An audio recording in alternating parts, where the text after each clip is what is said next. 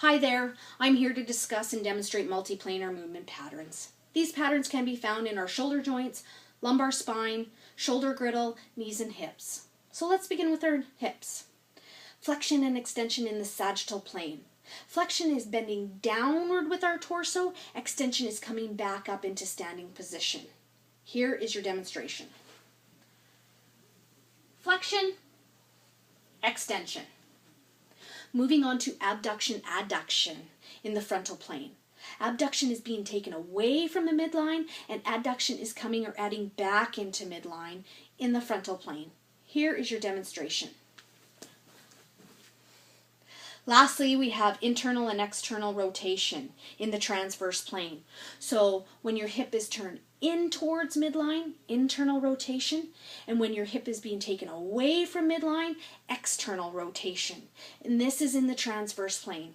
Here is your demonstration. Internal rotation, external rotation.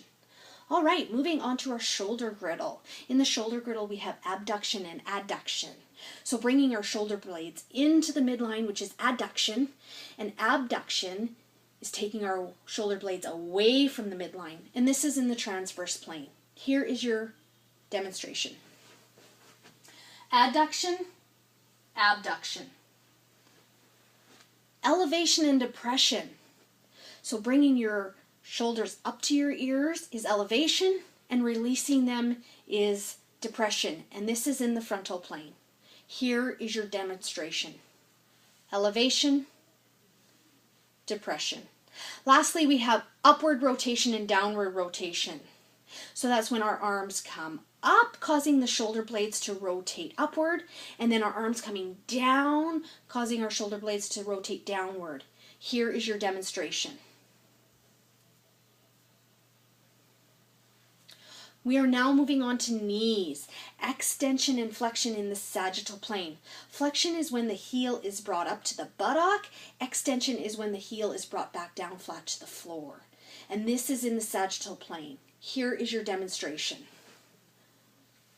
Flexion, extension.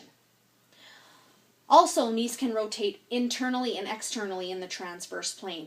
Internal rotation is in towards the midline, and external rotation is outward away from the midline. Here is your demonstration. Internal rotation, external rotation. All right, we are now going to move on to shoulder joints. Flexion and extension in the sagittal plane. So flexion is arm coming up away from, and then extension is arms going back down. And this is in the sagittal plane. Here is your demonstration. Flexion, extension. Moving on to abduction and adduction in the frontal plane. Abduction taking arms away from the midline, and adduction is adding them back into the midline. Here is your demonstration. We can also do abduction and adduction in the horizontal plane, and that is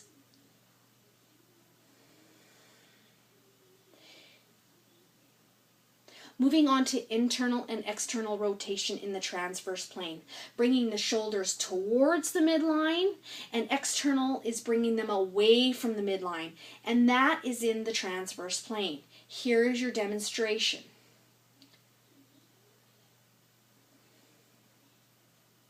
Lastly, we can do diagonal abduction across the body diagonally into the midline, and adduction away from the midline and across the body. Now we are moving on to lumbar spine. Flexion and extension in the sagittal plane. Flexing the lumbar spine forward and bringing up the head and the torso back up. Here is your demonstration.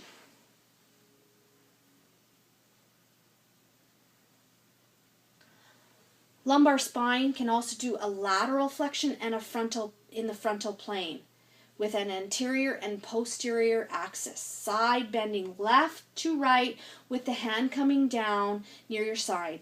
The lumbar spine is capable of rotating side to side in a transverse plane.